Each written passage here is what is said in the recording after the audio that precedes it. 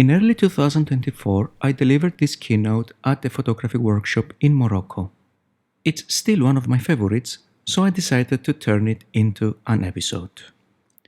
This episode is dedicated to Victoria, Beatrice, Maria, Ezekiel, David, Jessica, Ryan, Rachel, Taylor, and Camilla, who reminded me that a new episode was long overdue.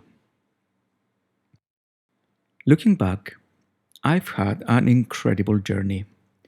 You might not call it a traditional career. I didn't carefully plan every step. I just pursued the next thing that I felt I could do with passion and dedication.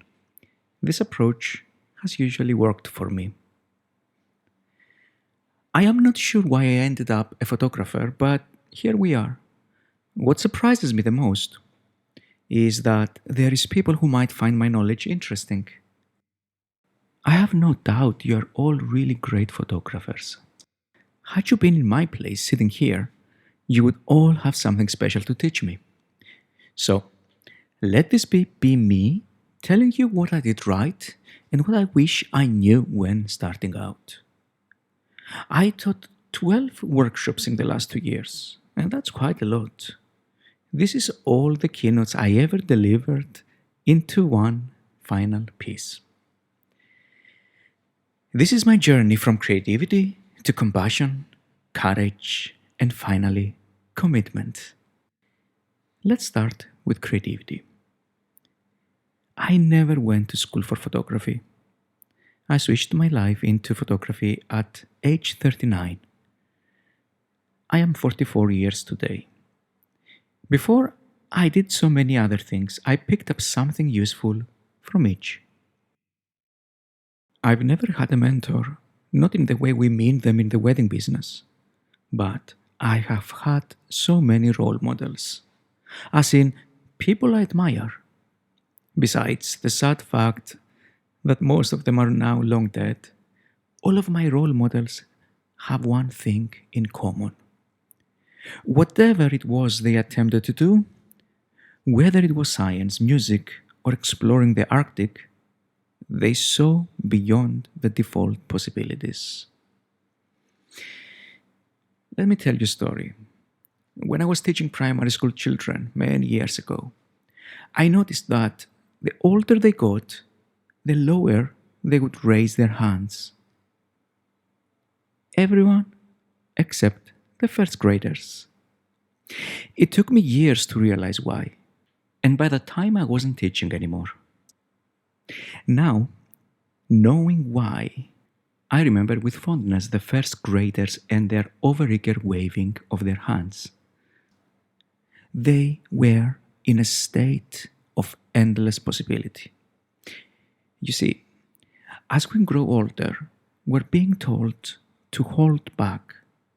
Don't ask that question, you might sound too smart or stupid. Don't give them everything, they will not appreciate it. Stay in the shadows, be average. Being average is safe.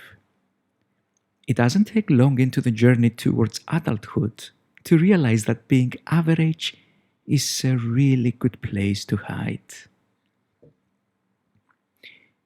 If you're making something everybody wants, you have to be average.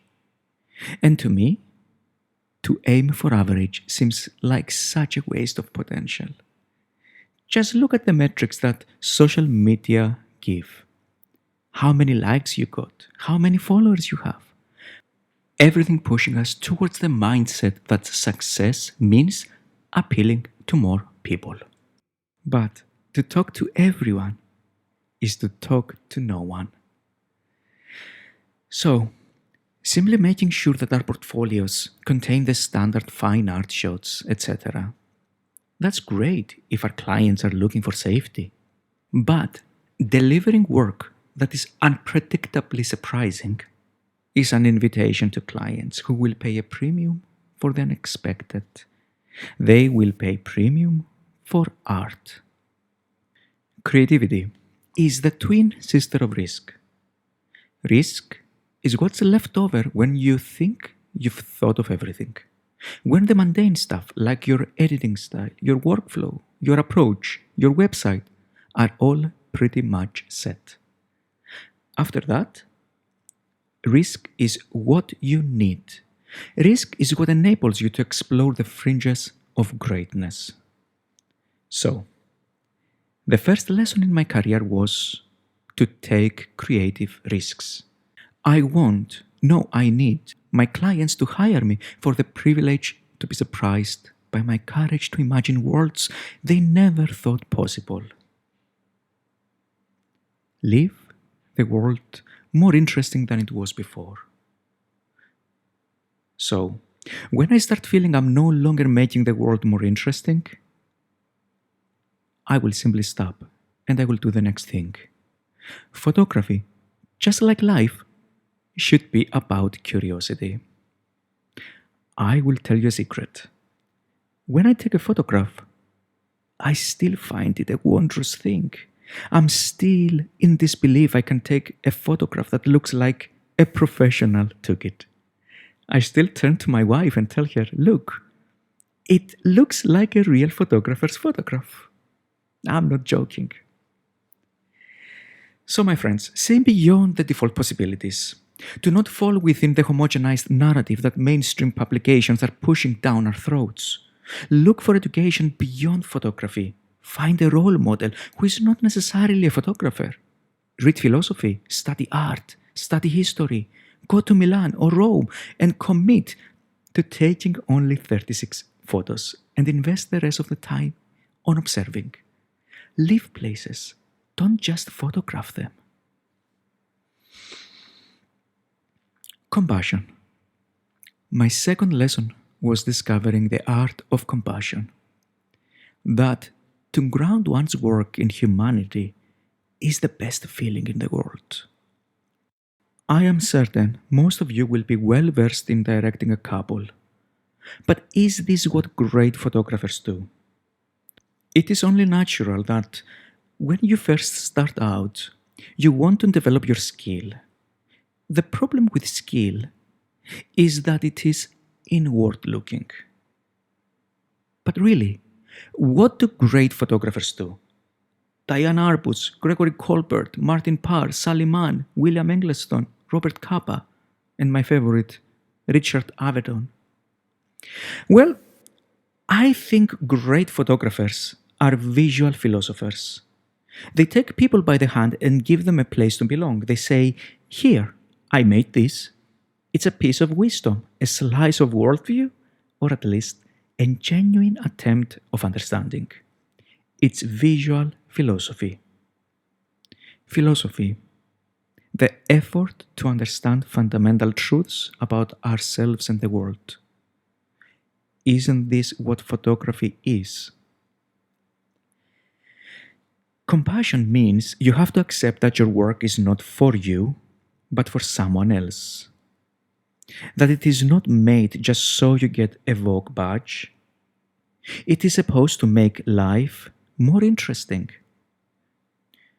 I like to think that I don't photograph people's memories, but that I photograph people's futures. You see, when people choose to dress up in their best in front of their chosen special guests, when they exchange poetic words of commitment, creating imaginative spaces of floral artistry, they are doing it because they want to show up in the world and announce, this is who I envision to be. This is what I want my future self to be like. I like to think that my photographs are a permanent reminder of a promise they made to the world to be kind, courteous, and generous, just like on the day of their wedding. I'd like to think that my photographs hold them accountable to their word. Everyone around us is looking for answers to these fundamental questions. Who do I want to be? Who do I want to be with? What is my value system? And will this photographer get me closer to an answer? These are the kind of questions our work needs to answer. And this is the type of empathy we need to bring to our work. So, the most useful question you should ask yourself every day about your photography is this: why should anyone care? Why should anyone care about my work? Is it because I'm the convenient choice? Is it because I happen to be on their side of the street? Is it because I am within their budget? Is it because I'm light and airy? Is it because I have a light-hearted editorial approach? See, I don't think so. None of this really makes anyone unique, because too many alternatives exist. So, why should anyone care? I think they will care because, in a world ruled by frivolity, you dare to stand up courageously and give the world your own version of better. And this contains a degree of hubris, because people will tell you, how dare you be different? So this brings us to the next stage, courage. Courage goes hand in hand with feeling like an imposter. And feeling like an imposter is what you should feel like if you're doing your work right. An artist is making a promise they have not yet delivered. An artist dares to imagine a world before it has materialized. An artist is supposed to feel risk in their bones. It's that kind of uncertainty that is grounded in curiosity to see beyond, and an intuition that failure is never fatal. Here, I will tell you a secret.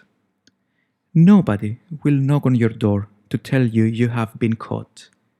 If it ever feels like you're making up a reality that doesn't feel real, it's probably because you are. And that's a great thing.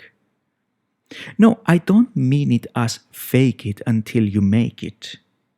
No, I don't actually believe in that.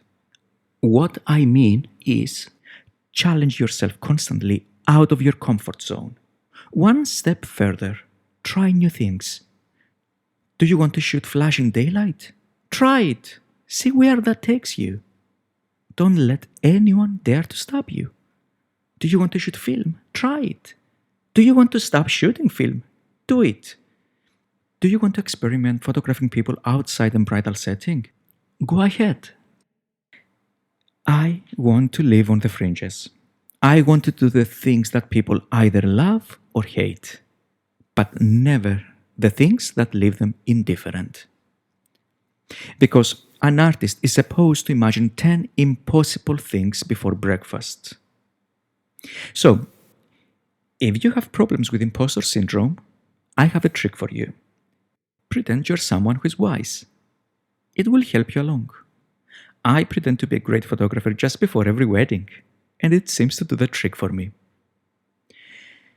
Comfort is the real enemy.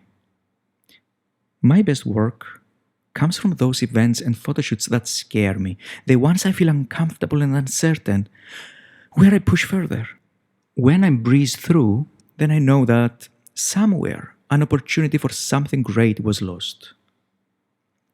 Every artist feels like an imposter. If you didn't feel like one, you're likely applying a recipe, like an artisan. I once ordered handmade tiles from an artisan. Each tile was imperfect, as I would expect. Yet none of them surprised me. None of them made me cry or touched me viscerally. It all was as expected. That's the job of an artisan. But your job is not to be an artisan, but an artist. Your job is to deliver your clients something beyond they ever imagined possible. So yes, it's okay to feel like an imposter. If it doesn't scare you, then it's likely not generous enough. Here, I'll pass some free advice. At least once a year, make it your mission to show the world something remarkable, a personal project. Let's call this your purple cow. Well, yes, a purple cow. Imagine going around France. The first time you see a cow, you may think, that's a pretty cow. By the second and the third and the fourth time, you will not be impressed. Now, imagine What if you suddenly saw a purple cow? I am certain you would stop to take a photo, and you would talk about it. You would remember it forever.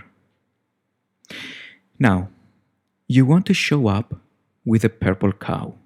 Work that is so remarkable that it cannot but be remarked upon. And that's the definition of remarkable. To be clear, your purple cow is not for sale.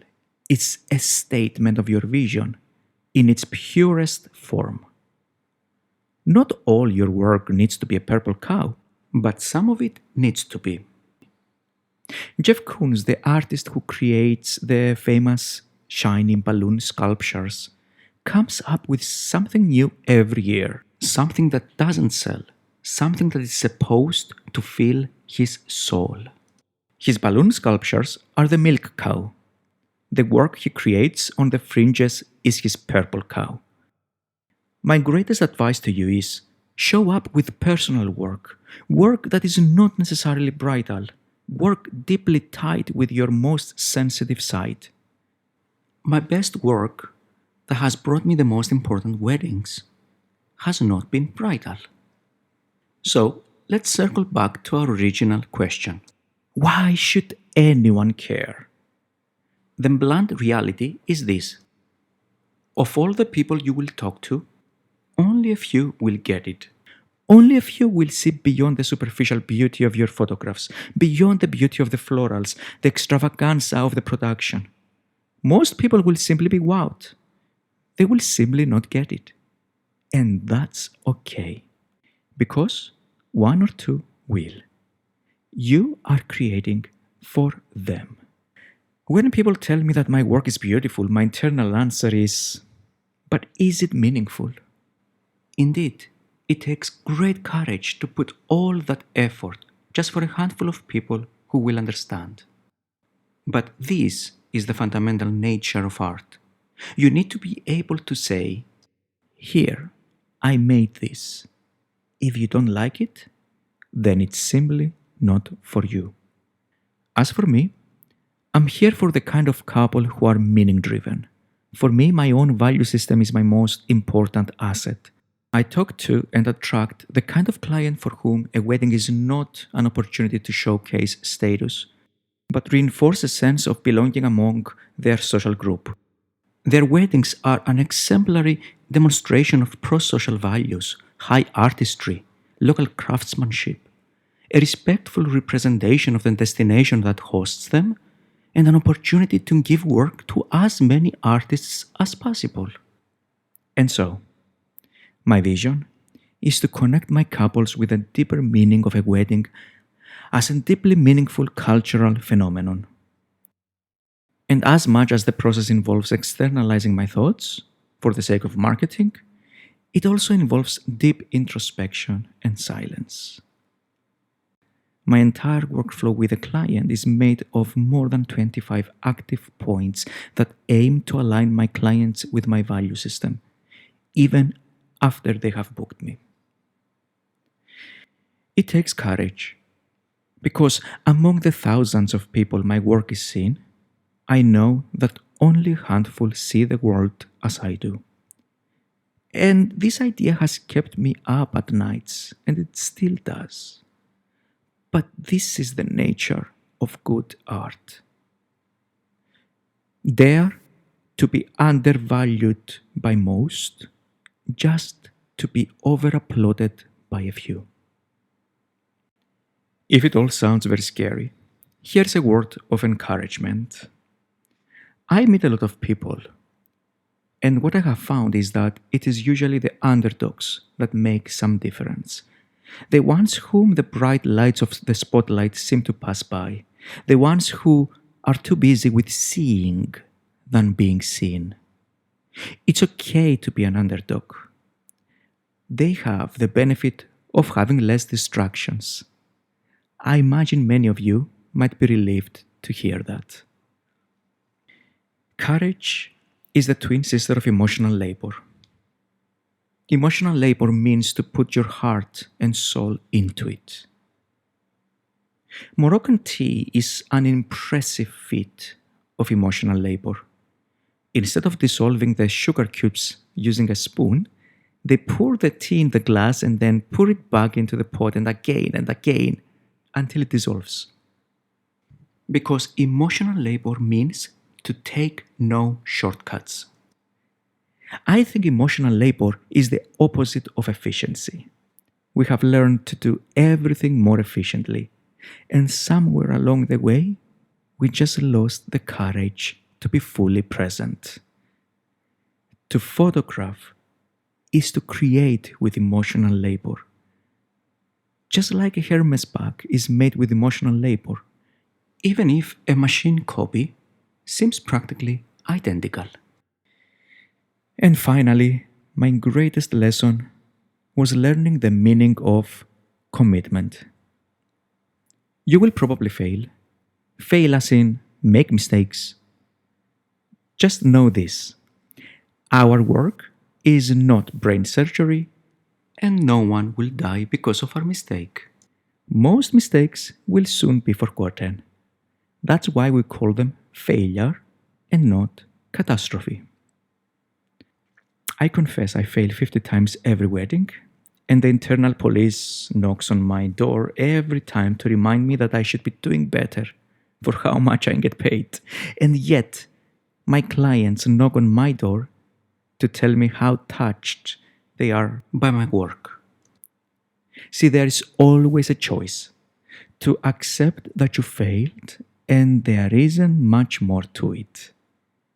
And it's hard to do because it's easier to act shattered, ashamed, or bitter, as if failing was inconceivable in the first place. I assure you, it's not. Because if you dared to dream 10 impossible things before breakfast, then there's a very good chance 9 of them will likely fail. Failure is the twin of creativity. Remember this: our mission is greater than our feelings. Now, without a doubt, uncaring people will tear you apart and make it all the more difficult. But at some point, you can make a choice. I have had people who try to tear me down. I chose to ignore them. You can choose the self you want to be. So succeed despite them. So here's another lesson. Don't overestimate yourself, but don't underestimate who you can be. None of us is special. But as much as none of us is special, each of us has the seed of endless possibility inside of us. So you should always remember, being and becoming are two totally different states. So friends, fly higher. Soar by making better art, the kind of art only you can make. Art is less in the visuals and more in its reason for existence. Art is in seeing each photograph as an opportunity to connect with humanity and to connect humanity with itself. Make art. This means do the stuff that only you can do.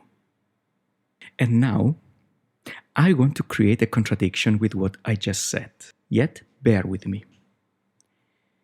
Copy as much as you can.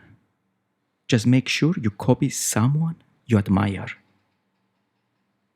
But won't this make me inauthentic, you might ask?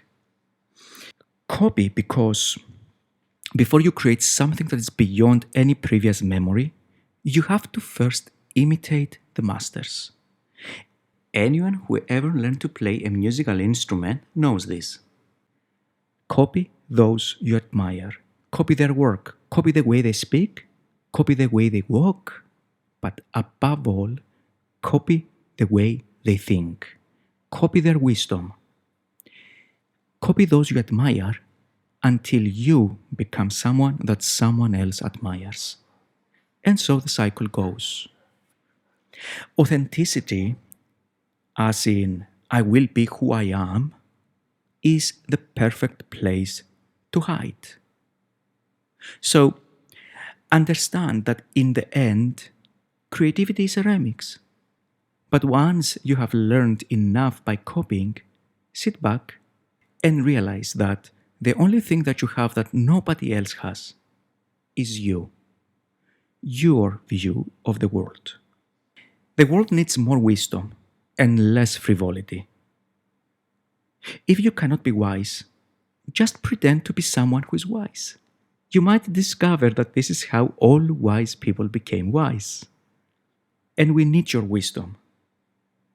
We need you to become a role model for all of us, a solitary light in a world polluted by neon extravaganza. So now, I will pass on some free advice. Firstly, you get work if your work is good, if you're a kind person, and if you're lucky. And you always need at least two of these. If you're not getting enough work, then you need to ask which of the three is missing. You can get work however you get work. Just don't worry so much about it. You'll be surprised by how often it's not the level of your photography that is the problem. In reality, even at your best efforts to connect all the dots towards a strategy, you will never really know why couples hire you. Once a couple told me that they hired me because they thought it was cute that my last name is similar to the name they were thinking of giving to their first child. Ever since, I do not dare ask people why they hire me. You get one job, you lose another, and there is not much you can do about that. All you can do is create better work and be kinder to people. And you might find out that the better work you deliver and the kinder you become, the luckier you become too. But luck is real. And finally, here is something I wish I knew earlier. If you do happen to succeed, forget everything I just told you about luck. Enjoy it as your achievement. And now that you're successful, let the ride surprise you. It might take you to Marrakesh. If you have any questions, comments, or suggestions for topics, please feel free to email me at info@andreaskgeorgiou.com. Until next time, be well and dare to create good art.